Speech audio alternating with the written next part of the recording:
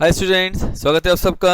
Now we have done with all the three parts of this particular chapter, which is SEBI Informal Guidance Scheme 2003, Ombudsman and scores, and now we are moving towards the case studies of this particular chapter जो ICSI ने इस chapter से पूछे हैं, and there we'll see that how to solve the case studies, which is very important from your examination point of view. So without wasting any time, let's move to the case studies of this particular chapter.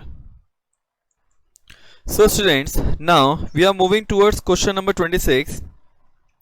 अब ये question 2018 में पूछा गया था for 8 marks. Now सोचो, आपका अगर ये 8 मार्क्स कंप्लीट हो गया तो पूरा 8 का 8 मार्क्स मिल जाता है. Case studies is always very scoring section. Clear?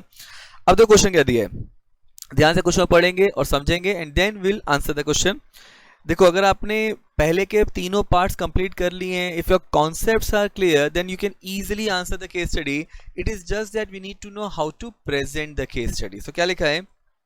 It says that Prateek applied in IPO of Max Grow limited for 100 equity share. मतलब इसने क्या किया, इसने मैक्स ग्रो के आईपीओ के लिए अप्लाई किया 100 शेयर्स के लिए. He is not eligible to get any shares according to the allotment schedule. मतलब उसको एक भी शेयर अलॉट नहीं होगा on the basis of allotment, and also not received the refund amount within the time stipulated. मतलब उसको न तो अलॉटमेंट में शेयर्स मिले, न ही पैसा वापस मिला. क्या लिखा है? Prateek approach the company. Very important, Prateek company को अप्रोच किया है. क्लियर? तो Prateek approach the company through written representation on January 10 2018. मतलब प्रतीक ने कंपनी को अप्रोच किया. कभी अप्रोच किया? जनवरी 10 2018. क्या लिखा है? The company neither replied nor process the refund claim. मतलब कंपनी ने न तो रिप्लाई दिया न रिफंड क्लेम का प्रोसेस किया. In light of the SEBI regulation, answer the following. Now क्या लिखा है? How much time should elapse before approaching ombudsman from the date of written representation? Now if we remember the regulation 14, what we have discussed कि आपको ombudsman के पास जाने से पहले या SEBI के पास जाने से पहले आपको कंपनी को या तो कंसर्न इंटरमीडियरी को आपको एक रिटन रिप्रेजेंटेशन देना पड़ेगा एंड 1 महीने का टाइम इलैप्स होना चाहिए. अगर 1 महीने में भी अगर आपके पास कोई रिप्लाई नहीं आता है तो आप सेबी या ओम्बड्समैन के पास जा सकते हो. तो क्या लिखा है? How much time should elapse before approaching ombudsman from the date of written representation. अच्छा, सेकंड क्या लिखा है? State the grounds and the procedure for filing a complaint before ombudsman. देखो, ये डायरेक्ट क्वेश्चन है जहां पे ये लोग दो चीजें आपसे पूछ रहे हैं अपने लोग से. पहला एक पूछ रहे हैं ग्राउंड्स, ओके, जो कि रेगुलेशन 13 है. दूसरा पूछ रहे हैं प्रोसीजर, जो कि रेगुलेशन 14 है. क्लियर? तो regulation 13 and 14 we have already discuss in detail. Next क्या लिखा है? Whether Pratik can hire services of legal practitioner to plead his case before ombudsman. Now this is very important कि क्या प्रतीक कोई लीगल प्रैक्टिशनर हायर कर सकता है. अब अगर आपको याद होगा तो respondent and defendant legal practitioner hire नहीं कर सकता, लेकिन जो कंप्लेनेंट है वो कर सकता है ओम्बड्समैन की परमिशन से. क्लियर? चलो चालू करते हैं. अब जो फर्स्ट क्वेश्चन क्या था कि how much time should elapse before approaching ombudsman. तो कितना टाइम इलैप्स होना चाहिए? What is being said that as per regulation 14(3)(a) of SEBI Ombudsman regulation, no complaint to ombudsman shall lie unless, मतलब क्या condition fulfil करना पड़ेगा? The complainant before making a complaint to SEBI or ombudsman concern made a written representation to the listed company और intermediary name in the complaint and the listed company और intermediary as the case may be has rejected the complaint or the complainant has not received any reply within a period of 1 month after the listed company or intermediary concerned received his representation. मतलब 1 महीने के बीच में अगर within 1 month अगर कोई reply नहीं आता है, and 1 month कहाँ से चालू होगा? From the date the listed company और इंटरमीडियरी रिसीव द कंप्लेन. अगर 1 महीने में भी कोई रिप्लाई नहीं आता है तो आप ओम्बड्समैन के पास जा सकते हो. उससे पहले ओम्बड्समैन या सेबी आपकी कंप्लेन को कंसिडर नहीं करेगा.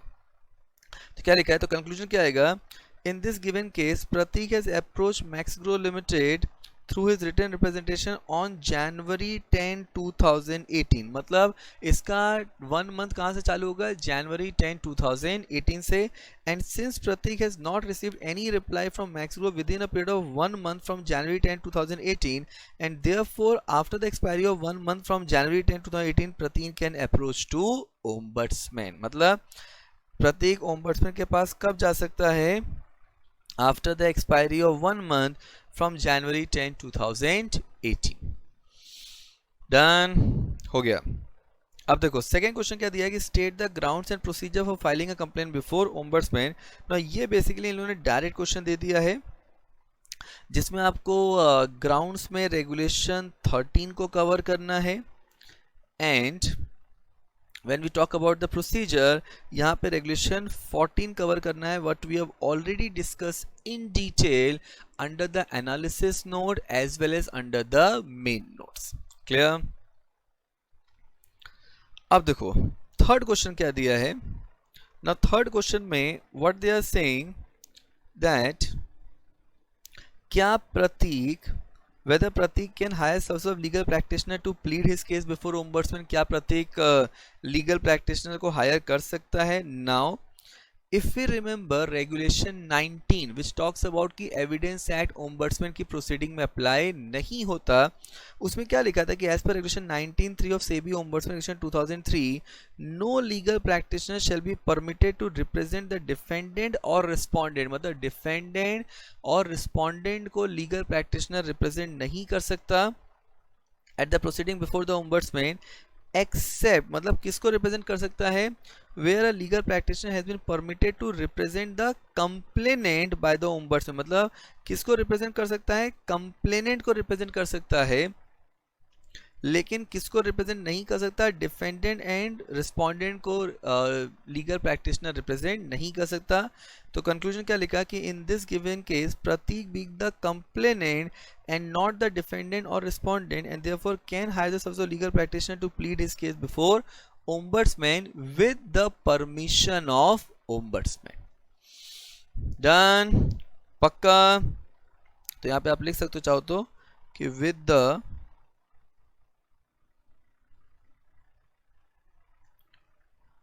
permission of ombudsman. Clear? Done. So with this the case study which has been asked from this particular chapter for 8 marks in 2018 December, we have also solved this thing, and with this entire chapter is over. और इस chapter को ध्यान से सुनने के लिए thank you so much.